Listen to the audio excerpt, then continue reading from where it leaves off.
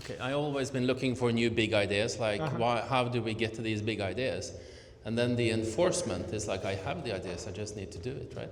Yeah. Just study it more and do it better. Where do ideas come from?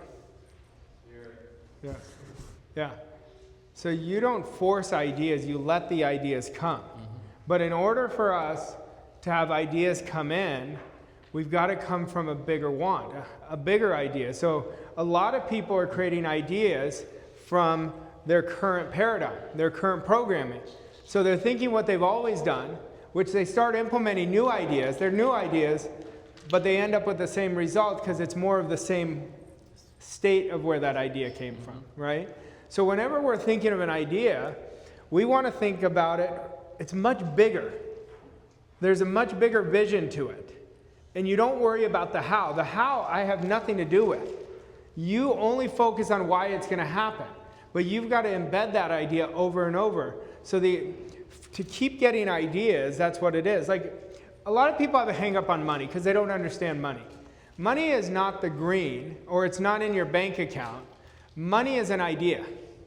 The effect is the currency itself.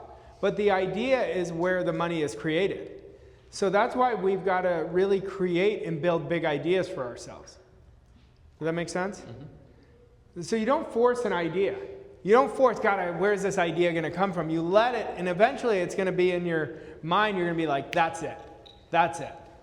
You know, that's what it is.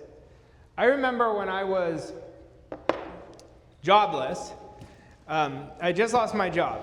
And every day I'd go to Starbucks. And I learned this from Earl Nightingale. He had an exercise that he recommended. He said, write your goal on a piece of paper. And then he says, for 1 hour, you write 20 ideas how you're going to achieve the goal. So I started doing it. It sounds a lot easier than it is. 20 is a lot.